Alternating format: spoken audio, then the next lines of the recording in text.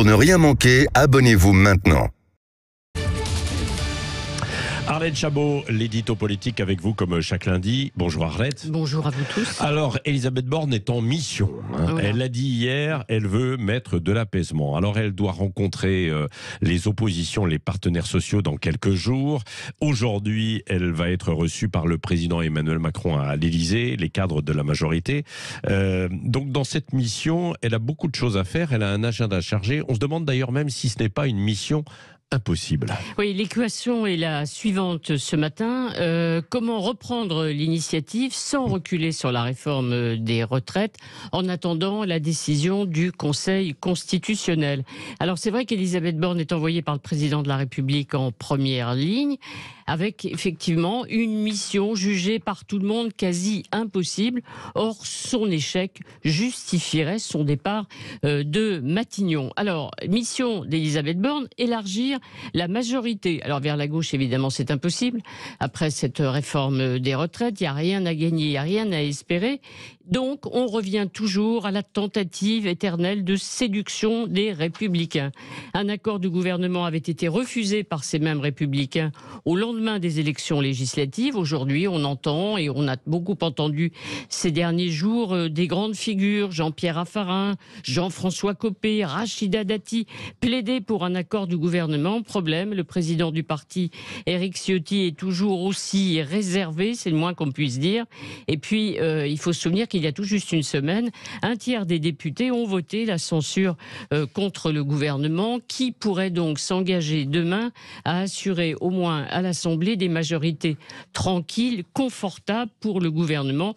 La question reste posée. Deuxième mission, effectivement, mettre de l'apaisement avec les syndicats. Alors, Elisabeth Borne propose de les recevoir à partir du 10 avril, c'est pas demain, pour discuter de tous les sujets liés au travail.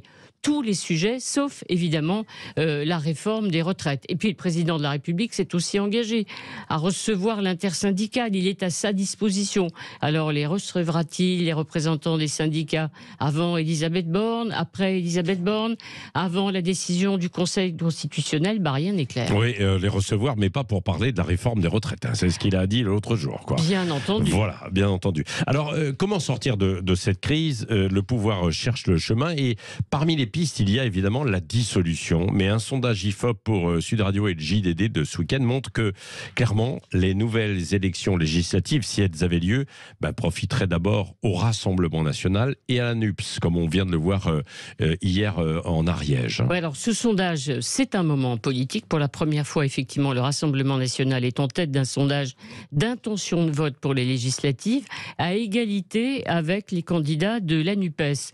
RN, NUPES, vous savez, ces extrêmes que dénonce toujours le président de la République, s'érigeant en rempart contre les populistes. Et évidemment, cette enquête montre bien un recul très net des candidats des partis de la majorité. Ils pourraient perdre 50 sièges s'il y avait une dissolution. Alors on sait que la dissolution est toujours un instrument extrêmement délicat. On n'en connaît pas le résultat. Deux exemples, 1968, raz-de-marée pour les gaullistes, après la dissolution voulue par le général de Gaulle. Et puis en 97, pour Jacques Chirac, un échec et le président est contraint à la cohabitation.